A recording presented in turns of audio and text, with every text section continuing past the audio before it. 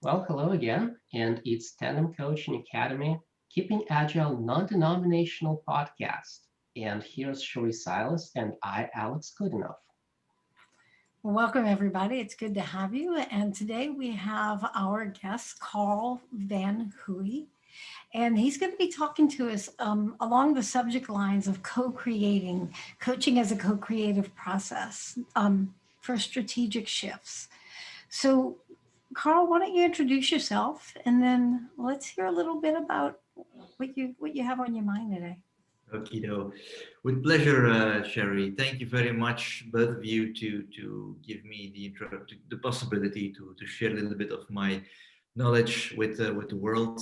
I am actually I've had two lives. My first life was one of a human resources leader in a few big multinational organizations. I did that until I believe 7, 8 years ago. And then I've continued my career as a executive coach, team coach, and HR consultant on an independent basis. And actually, it is by growing through that coaching journey, first PCC, then MCC, that I'm on a continuous path of integration, integrating my HR experience that I had from my previous career with my actual coaching experience. And I'm enjoying a lot that these days, certainly in the last year, when a lot of crises have happened, companies, leaders, CEOs in the middle of a turmoil. And I've noticed that at those moments, the combination of these both experiences, HR and coaching, really has made a difference for myself and also for my customers. I think that the best way to present myself in one sentence is actually, well, coaching is my life, and my life is coaching.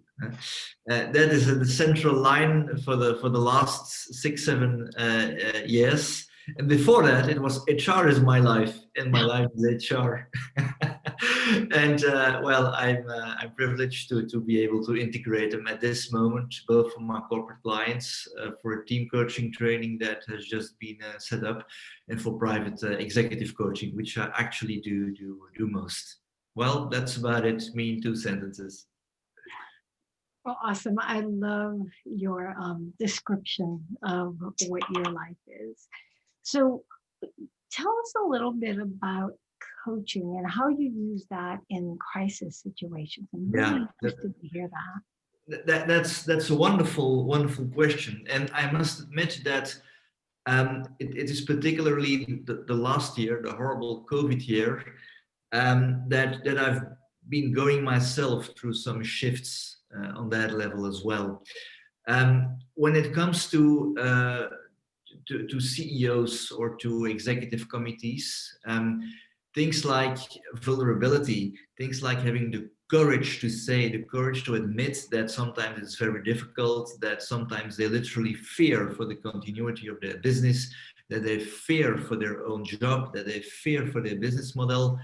Uh, this gives a particular context in which all of a sudden things spontaneously come on the table where they did not come yet on the table before COVID.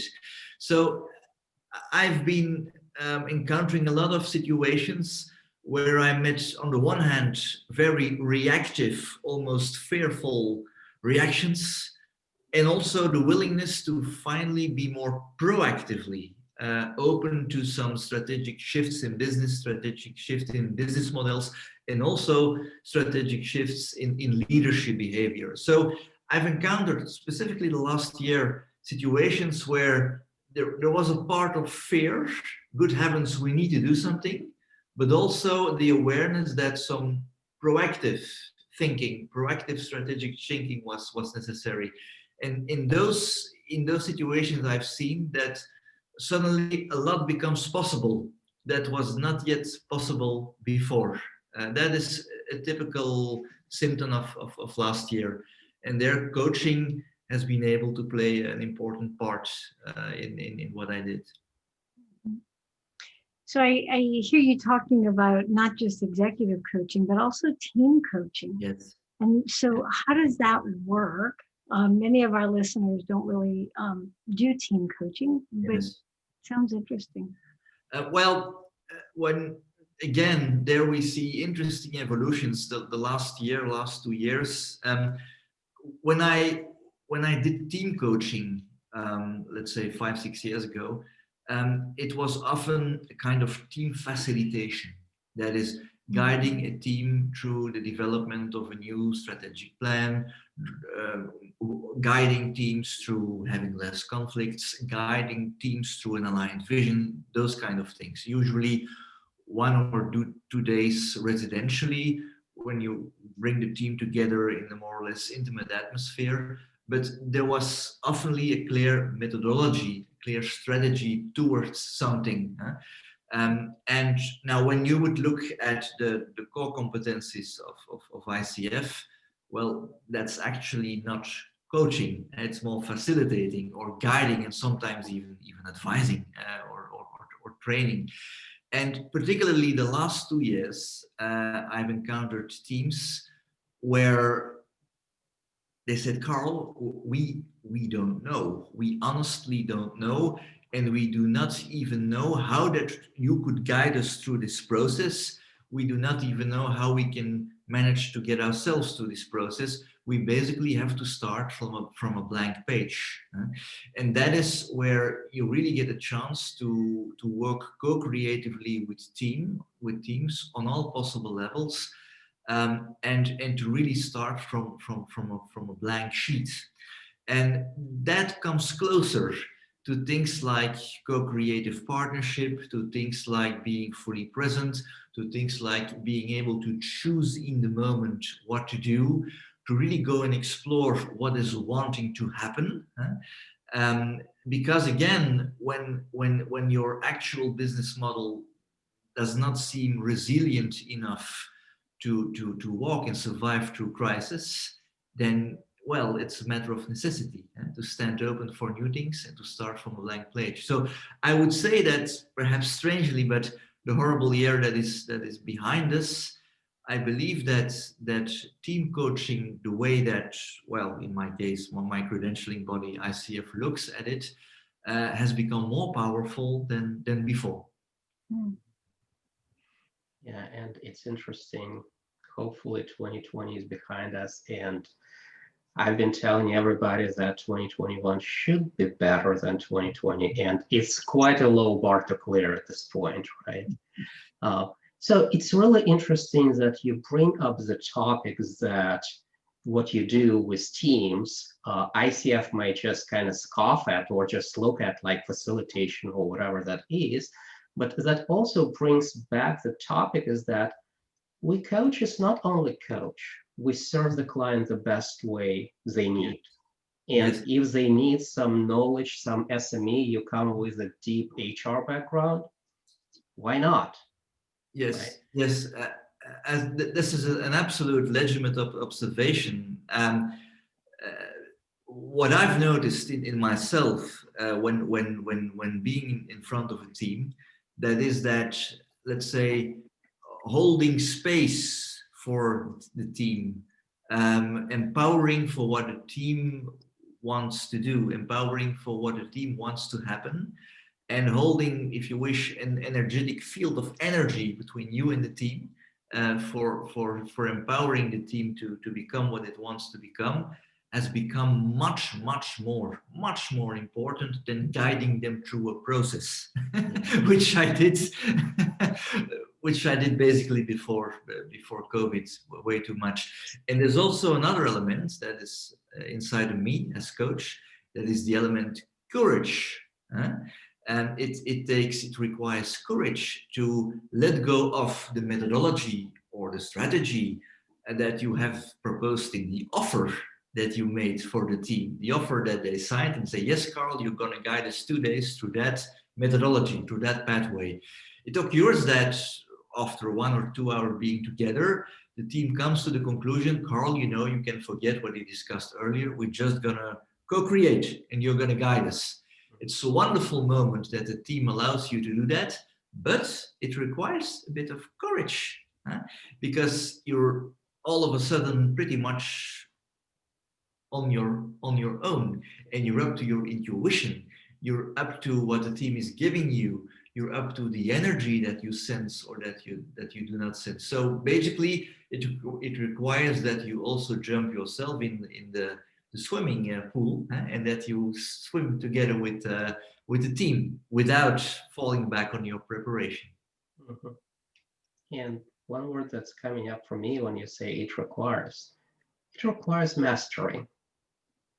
And that's what you probably bring to the teams.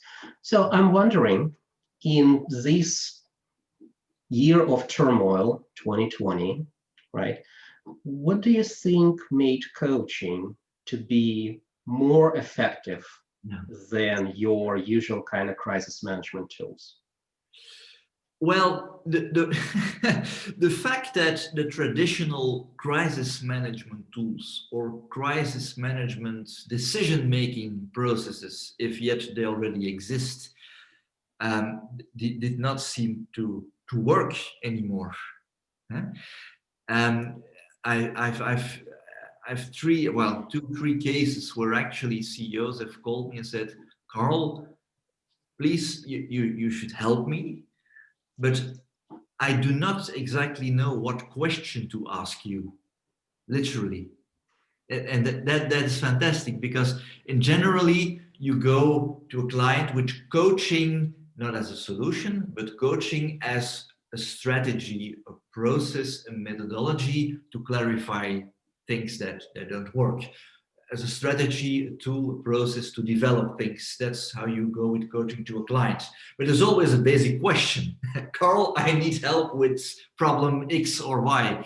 Well, I've had cases where I said, well, you need to help me, but actually it's not clear what my precise question or need is. And then, of course, it becomes very interesting, because then you can directly use coaching on strategic level exactly to build from scratch, basically to co-create from scratch what they basically need.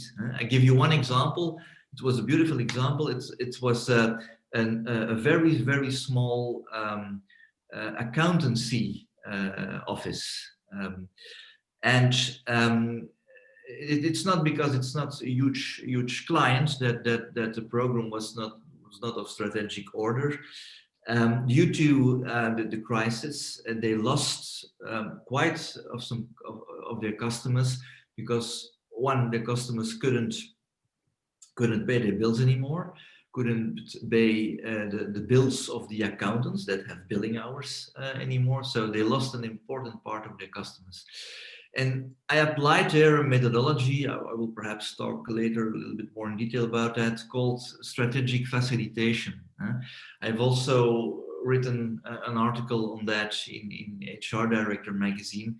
It's basically an approach where you challenge the entire team of a company to put together all the assets they have available for the company, not just their competencies and their assets that the company already knows about that they have, but also other assets. For instance, hobbies that you do in your free time, but your company is not aware of them. And one of the accountants said, well, actually, in my free time, I'm pretty good in making movies. Okay. And oh, well, that could be interesting. Why haven't you told us earlier? Because nobody ever asked. I don't need it here. So a new product that has been developed is they are now making movies where their accountants explain literally in a movie what exactly they do in Excel in order to have the sheets validated and completed. And they start sending now those movies to their customers, where a part of the work can be done by their customers themselves and no longer alone by the accountant. It's a very simple yet very powerful way of how a coaching methodology has changed the entire business model. Because with traditional crisis management and cost-cutting approaches, you do not even come to that point. You simply fire accountants and you hope that you will survive. And that is where coaching has made a difference. And you would have probably fired that video movie making accountant. I'm sorry? You would have probably fired that video movie making Yeah, accountant. because one was not aware that he was good in making movies, and one was not even aware that accounting skills and movie making skills could be could be combined.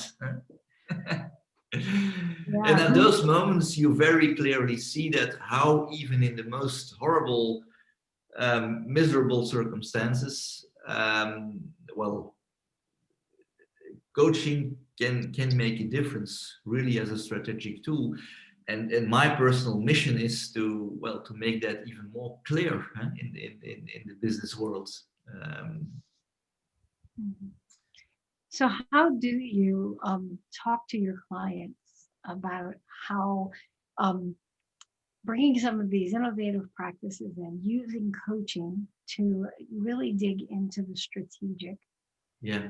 um, Well, yeah, Jerry, that's a wonderful question, and also a very challenging one. If I would knew the answer to that question, I would meanwhile have become an extremely rich coach, because it would mean that I was always successful in bringing coaching at strategic level. I'm afraid the answer is more complicated than that. I do not always enter companies on strategic level. Sometimes I coach line managers having difficulty with delegation, having difficulties building trust, etc., etc. Sometimes I coach teams at line management level. Very beautiful, interesting work, but not always on strategic level. What it requires is first to build a relation of trust, preferably immediately with the CEO, and if that does not work, with one or more members of the executive committee, who at their turn publish some noise in favor of your services with the CEO. So it starts with building a trustful relationship with the decision makers at the top. And once you have that relationship, well, you can now and then afford to also act as an advisor, not only as a coach, but as an advisor. And when you have a coach, when you have a CEO in the middle of a coaching session saying, honestly, Karl, I don't know anymore from what woods making arrows. That's a metaphor. I don't know if you know that metaphor. It is a desperate remark, a remark of desperation, not knowing anymore how to continue. At that moment, you can say, well, have you ever considered to use coaching as a strategic process to reshape your business model? And then often you get surprised reactions. Well, Karl, so far you've always coached me in personal matters. You've always coached me on my personal leadership. You've been my private and sometimes intimate private coach. Are you saying me that you can use coaching also for regenerating my business model? And then the answer is yes. And that's also often for me the first time that I get the opportunity to talk about coaching in that context. But well, you cannot do that from the first meeting. If you are in a very intimate personal coaching journey of sessions with that person, sessions, for instance, of 2 hours every 2 weeks, you do not always get the occasion to talk about coaching as a strategy for business innovation. You have to wait for your moment, and sometimes you get beautiful openings where you can also talk about coaching in that area, but you cannot that from I do not succeed in doing that from the first time. So trust is key, finding the right moment is key, and then also being prepared to present coaching as a tool for those kind of decisions. Mm-hmm. Yeah, I find it very interesting that as you enter the companies, you're entering in kind of in the middle level and then working your way up. And that resonates. I've seen that happen in the field that I'm in also. I've also seen where sometimes coaches encounter resistance. And I get the question from other people, What do you do? How do you deal with resistance? And I'd love to hear your thoughts on that. Can you just repeat the last question? How do you deal with resistance when you have a Yeah. client? Well, again, there are tremendous differences have happened before and after COVID. Before COVID, resistances um, were important elements to work with. Resistance against change, but also resistance against coaching itself. It has happened, well, I'm sure that you both have also experienced that. The leader of the coachee, so not the coachee himself, but the leader of the coachee says to you, Karl, yes, I really hope that my collaborator can be open for coaching because I think that he's going to need it, but he is not yet aware of himself. Could you please have an intake with him, try to explain what the added value could be, etc. And there indeed, Cherry, there sometimes can be a lot of resistance depending on the culture in which you are. In some cultures, when you have a coach, you have a problem. And in other coaches, when you do not have a coach, you have a problem. And it's very touching to see how on cultural level, a lot of resistance against the phenomenon of coaching can be integrated, and that's based often on a lot of a lack of knowledge about what it really is and what it really can do for you. And that's the first part of resistances. Another part of resistances can be, well, yes, I agree that I need coaching, but my boss needs even more coaching than I do. So yes, I agree to take a coach on condition that my boss also takes a coach. Okay. And these are interesting elements to play with and to explore. And generally, when you listen very carefully, when you ask open explorative questions without any judgment, when you allow resistance between the two of you until it gently fades away, those are resistances that are easy to work with. Now, after COVID, that has changed. The way I've experienced it, a lot of resistances all of a sudden have faded away. Often a simple question can be asked. Now tell me if even at this moment, when your company is really in a phase when its survival has become critical, when also your personal job has become critical, tell me, what is it that you exactly fear at this moment? What resistance that you feel could probably be powerful enough to even now say thanks but no thanks to coaching? What do you have to lose? And these are questions that are now much more clear than before. So when how should I formulate it? Yes, the preparedness of people to work with those kind of questions is much greater now than it was before COVID. And for me as a coach, my being prepared to ask those of rather confrontative questions straight from the beginning is bigger than it was before COVID. So I myself have become also a more courageous coach in terms of asking confronting questions straight from the beginning than I was before COVID. Yeah, I can imagine the differences that may come in as you're working, I'm sure, remotely with people, and the experiences that they're having where they're turning to a coach when before it was, Yes.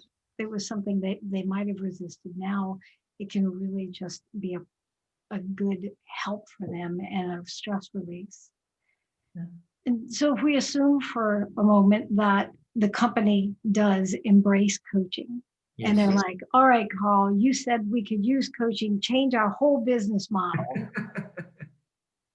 What needs to be in place for them to even get started? Well, if they start with saying change our business model, the first thing that I will answer is no, no, no, no, no. You are going to change your business model, and I'm going to facilitate you through that process.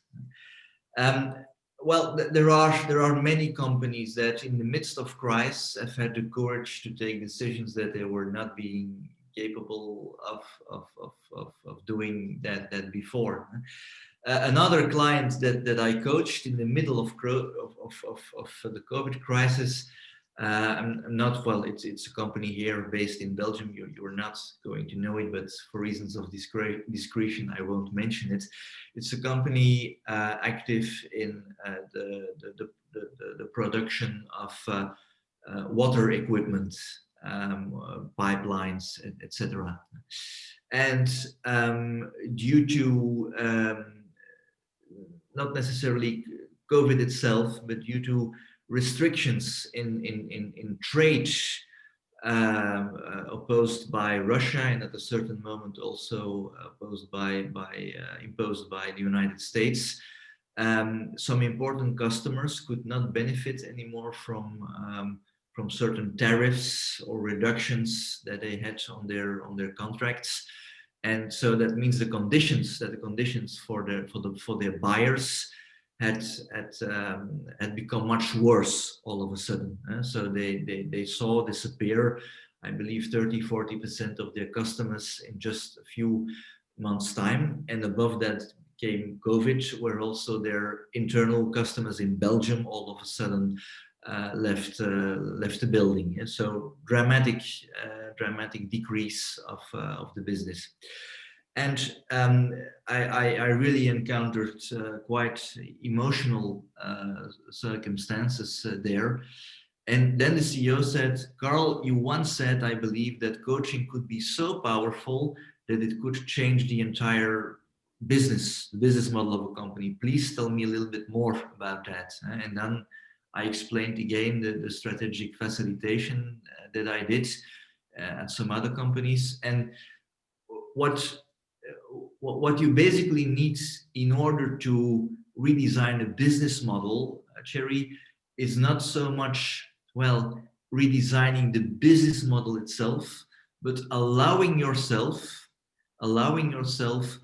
a bottom-up approach where important competencies and skills and expertise, once again, that before did not even come on the table because they were not part of the functions, they were not part of the roles that were actual at that moment.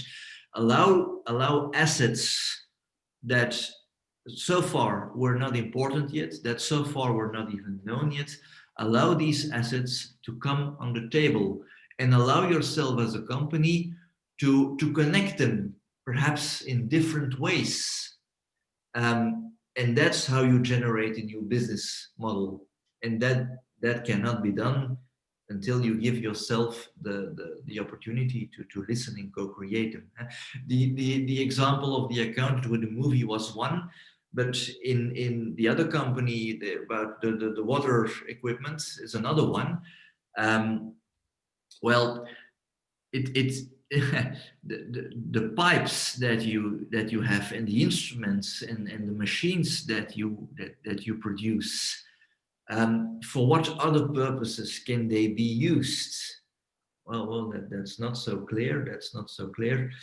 Well, not the machines themselves, but in the machines is a very, very useful. Well, how do you say that? In the machines were very important tools that could easily be used for other industries. But it required that at a certain moment, you basically, destruct the machine that you've just produced. It comes close to the idea of once that you've produced a car, a beautiful car coming from the machine, well, destroy it. Destruct the car, disintegrate the car, and take these tools out of it that can be used for other industries. And that requires a shift in thinking. So are you actually saying that our final product should no longer be our final product?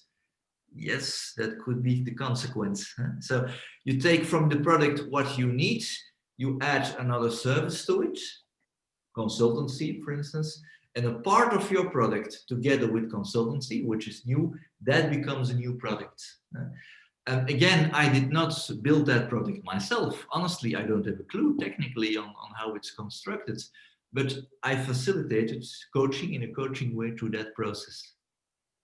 And sooner or later, you arrive at a new business model. So it sounds like, well, COVID was a catalyst for these new ways of thinking, and coaching was just that, I don't know, like just fell on the fertile ground and helped to grow that thinking. I'm wondering, with COVID eventually going away, what would prevent businesses to go their own merry way and kind of old way? That's, well, it's actually before COVID. We had a thing called you need a burning platform before people are willing to change. You hear literally say that in executive committees. Yes, Karl, but we do not have a burning platform yet. There is not yet a sense of urgency to change, so we're not going to change. Okay. Well, COVID has no doubt accelerated the burning platforms and the senses of urgencies. That's one thing.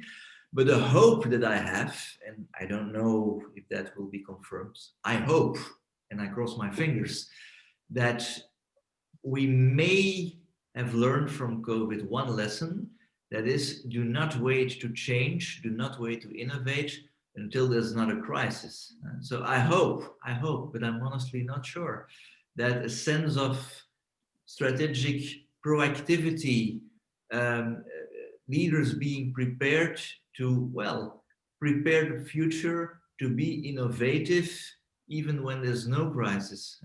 And an example that is often quoted so many times these days is of course Steve Jobs with Apple.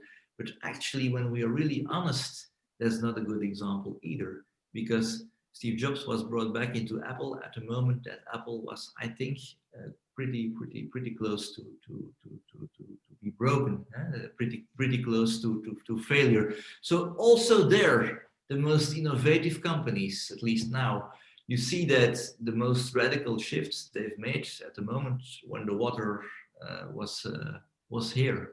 But it's my hope that from now on we may enter sooner in a proactive way of thinking. Mm. So what advice would you give to other coaches who want to do the same work you're doing? Well, my two most important, really key learnings of the past 2 years, and that had to do with two things: me becoming a master certified coach, and secondly with COVID. That is, you are perfectly allowed, dear colleagues, to be more courageous. And perhaps you are already courageous, but I was not yet as courageous as a coach than I am now. And when courageous, I mean, and that's another beautiful example, I've coached a member of the executive committee of a large bank, really a large bank. And you know these guys always in the suit, etc. So when you invite them, may I please invite you to pick a chair in this room, no matter what chair, that represents for you your future. Imagine yourself there, Peter, in 2025. Take a chair here in this room that represents 2025 for you. Go and sit in that chair, close your eyes, and start breathing in, breathing out. Honestly, the first time that I did that, the guy literally went back to his coaching agreement, well, his coaching contract, and he said, "Karl, did we agree to do these exercises?" And I said, "No, but I never explain in detail my methodologies. You do that in a coaching agreement, you do that by choosing in a moment, but I do not write my all possible exercise in a coaching contract. That has no sense. So what do you have to lose, honestly, Peter?" Well, okay. I can imagine that the first time, not just the coachee, but also you as a coach, that you do that, you literally jump into the unknown. You literally jump into the unknown water.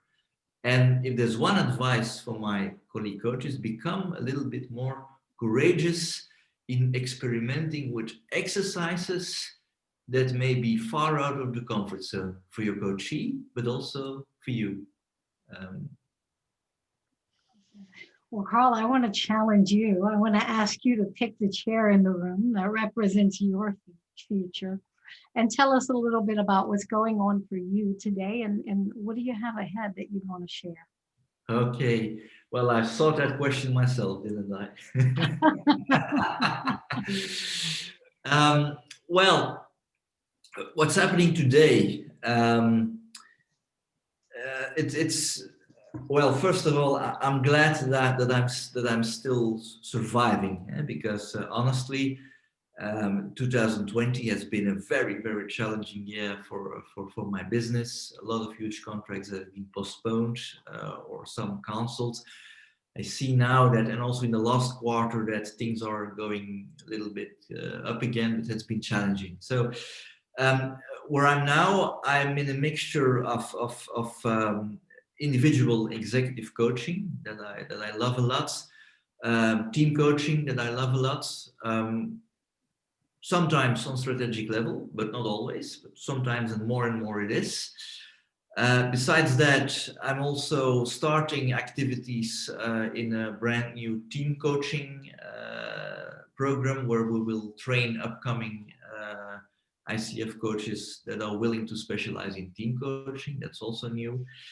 And last but not least, and that's new since a year and a half, I'm also developing activities as a mentor coach for upcoming PCC and MCCs, more MCCs than PCCs, because usually PCC have a ready package in an ACTP program, so mentoring is already included. But I have at the moment, I think, 10, 15, something like that, mentees, as we call them. And I love to do that. And honestly, I had not thought 2 years ago that I would start those activities, but it's been smoothly. Some PCCs that knew me have asked, Karl, could you guide us, because you've just gone through the process yourself? Would you be willing to share some of your knowledge? Would you be like to be our mentor? And wow, what an honor! Someone asking me for my mentor, and it's grown organically. But actually, I like it.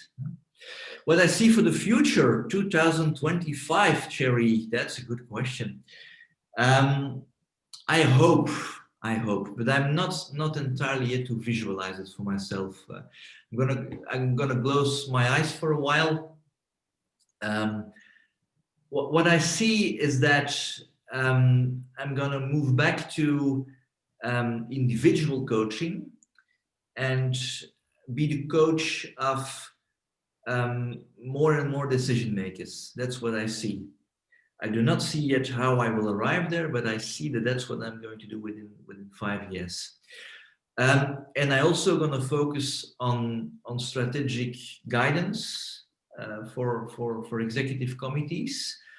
And I may even return to what we call strategic facilitation. So I see a combination of team coaching in the ICF way, but also strategic facilitation the way I did it earlier. And I think the combination of both of them could be powerful. What I also see, but it's not yet clear how, is that I'm going to focus on another term, that is the term of personal mastery. When I see executives struggling with their lives that is way too busy, way too hectic, when I see them struggling in combining their professional life with their private life, a more holistic way of looking at that is by stopping to build a wall between those two parts, and by integrating them into kind of what I could call holistic coaching. And where I offer coaches the possibility to explore their life as a whole. And that has got more to do with personal mastery, in fact, than with simply their leadership skills or their management skills or their private skills.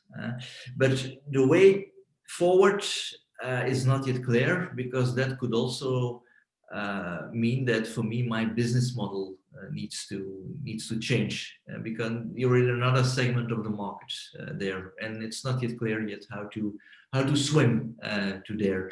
But I see it as a combination. Everything that regards the strategic coaching area, individually and in team, the personal mastery area, and what I also would love to do is to continue mentoring coaches to their MCC or advanced PCC. That's what I'm sensing when I'm sitting in 2025. But the way to that is also for me a challenge. And it looks like it's going to be an absolutely fantastic and great year of 2025 for you, if that all comes to pass.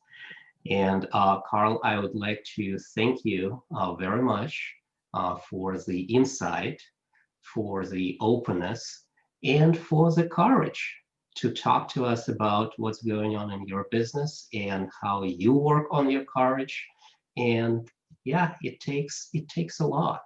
So really wishing you luck with between now and 2025 with your undertakings, with your mentees, and definitely really good to have you here. Thank you. It was my pleasure. Thank you both. Thanks so much. And it was Tandem Coaching's Academy, Keeping Agile Non-Denominational Podcast. Shori Silas and I, Alex Goodenough. Goodbye.